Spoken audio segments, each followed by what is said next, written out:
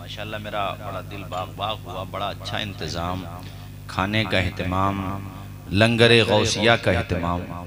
अल्लाह ताला शादो आबाद रखे, बड़ा काम हुआ है। और याद रखें गौसे पाक का नाम भी हर एक नहीं लेता, हर एक को ये तौफीक नहीं मिलती। अल्लाह वालों का नाम लेने की तौफीक हर कसो नाकस को नहीं मिलती है। ये तौफीक अल्लाह ताला अपने फजलो करम से जिसे चाहता है उसे अता फरमा देता है। अब आखिर में मैं ही बचाऊं बस, इस लिहाज से मेरा साथ निभाएंगे आप लोग, आखिर तक रुकेंगे कि नहीं सब लोग। और पीराने पीर रोशन ज़मीर की अजमत, उनका तकवा, उनकी परहेजगारी, उनकी विलायत, उनकी कुतुबियत, ये सबके नजदीक तयशुदा बात है, सब मानते हैं। इतनी बड़ी शख्सियत है उनकी। जी बेशक। करामतों का जब जिक्र होता है तो मैंने माना हो सकता, यकीनन ऐसा होता है कि कई दफा बेएहतियाती के जुमले भी निकलते हैं, ये भी होता है। लेकिन नफ्से करामत का इनकार कुफ्र है, नफ्से करामत जी। और गौसे पाक की भी सारी करामतों का कोई इनकार नहीं कर सकता। अगर किसी ने कोई मौजू करामत किसी किताब में लिख दी तो ये ऐसे ही है जैसे कोई वज़्ज़ा हुजूर नबी करीम की तरफ कोई अपनी बात मंसूब करके उसे हदीस कह देता है, तो उस वज़्ज़ा की वजह से अहादीस की अहमियत पे फर्क थोड़ी पड़ता है। ऐसे ही गौसे पाक की करामतें जग जाहिर हैं। मशाइख ने, उलमा ने लिखा है कि आपकी करामतें दर्जे तवातुर तक पहुंची हुई हैं, यानी शोहरत है उनकी करामतों की, बहुत शोहरत है।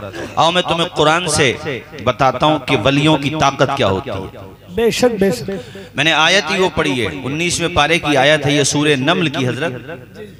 वो वाकया तो बड़ा तफसील के साथ है कुरान शरीफ में, फिर तफसीर को भी साथ मिला लेंगे तो बहुत तवील बात हो जाएगी। मगर मैं इख्तिसारन बताऊं कि आपके साथ एक हुदहुद रहता था। जी जी। हुदहुद समझते नहीं? एक परिंदा है। जी जी, आप समझ गए। हुदहुद एक परिंदा है।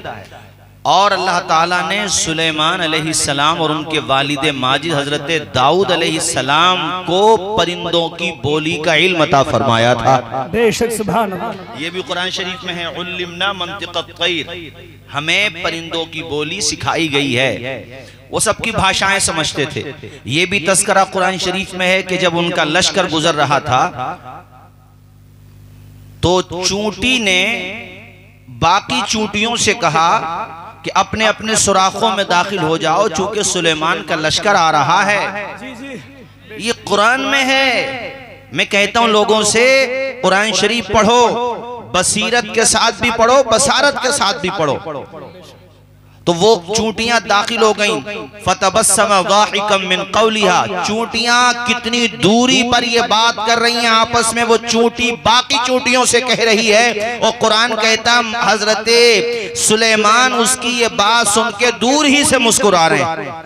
सुभान अल्लाह, सुभान अल्लाह। भाई मैं आप लोगों को उत्तराखंड के मुसलमानों ये समझाना चाहता हूं कि जब इतने फासले पर अल्लाह के पैगंबर सुलेमान इब्ने दाऊद अलैहिस्सलाम चूंटी की भाषा समझ भी सकते हैं, सुन भी सकते हैं, तो क्या सुलेमान के सरदार, सारे नबियों के सरदार, इमामुल अंबिया, इमामुल मुरसलीन, हम सबके पैगंबर नबी करीम, हम उम्मतियों का सलाम उत्तराखंड से मदीने में नहीं सुन सकते? बेशक, सुभान अल्लाह, सुभान अल्लाह। अरे बोलो, जोर से बोलो।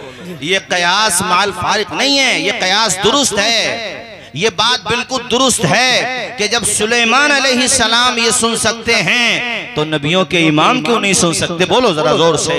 और आला हजरत ने जो कहा बिल्कुल सच कहा, दूर नजदीकी के सुनने वाले वो कहाँ, कान लाले करामत पे लाखों सलाम। सुभान अल्लाह। तो ये तस्करा है इसमें मुकम्मल। मगर मुझे जो बात बतानी वो ये है कि हुदहुद नहीं था। वो लश्कर लेके जा रहे थे तो हुदहुद गायब हो गया। उन्होंने कुरान शरीफ उन्होंने कहा कि हुदहुद कहाँ है, तो काफी देर के बाद, मतलब कुछ वक्त गुजरा, उसके बाद हुदहुद आया तो उसने कहा कि, पूछा मैं तुझे सजा दूंगा, लउअज़्ज़िबन्नहु अज़ाबन शदीदा, हज़रत मैं तुझे सख्त सजा दूंगा, तू कहाँ गायब हो गया था? अरे भाई जिन्नात पे भी उनकी ऐसी चला करती थी। बेशक बेशक। देखो खुदा के जो बहुत मखसूस बंदे होते हैं ना, उनकी ताकत बहुत होती है यार। अल्लाह जिसे जो चाहे ताकत अता फरमा दे। ठीक है, बोलिए जोर से जरा। फरमाया मैं तुझे सजा दूंगा। गया कहाँ था तू? तो उसने बताया कि ऐसे ऐसे मैं एक जगह गया तो वहां एक मलिका है, सब उसके आगे सजदा करते हैं। तो बहरहाल मुख्तसर में बता दूं आपको, वो बहुत बड़ा तख्त था, उस मलिका का नाम था बिल्कीस। जी जी बेशक। बोलिए क्या नाम था? बिल्कीस। तो वो आपने पहले तो खत भेजा, वो खत भी गया बिस्मिल्लाहिर्रहमानिर्रहीम से के शुरू से लिख, यानी उसके शुरू में लिखा हुआ था बिस्मिल्लाहिर्रहमानिर्रहीम। वो तफसील है पूरी।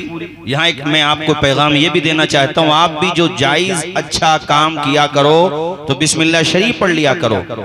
खाना तो हम लोग रोजाना 2 मरतबा खाते ही हैं, दोपहर में और शाम में, और सुबह में नाश्ता भी करते हैं, तो बिस्मिल्लाह शरीफ पढ़ लो ना। बेशक बेशक। भूलते क्यों हो? अपनी मोटरसाइकिल पे बैठते हैं, 4 व्हीलर में बैठते हैं, बिस्मिल्लाह शरीफ पढ़ के गाड़ी चलाओ। हर अच्छे काम, जायज काम का आगाज करो बिस्मिल्लाह शरीफ से। जब अल्लाह के नाम से शुरू करोगे और दुआ ये करो कि मौला शुरुआत कर रहा हूँ तेरे काम से, तेरी तौफीक से शुरुआत मैंने कर दी है, मुकम्मल तू करा दे। सुभान अल्लाह सुभान अल्लाह। बरकतें ही बरकतें।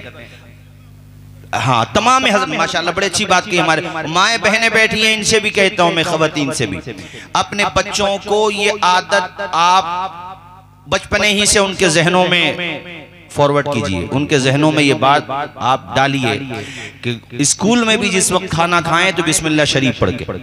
बेशक बेशक। माएँ जो बात बचपने में बच्चों को सिखा देती है ना, बुढ़ापे तक भी बच्चे नहीं भूलते हैं वो।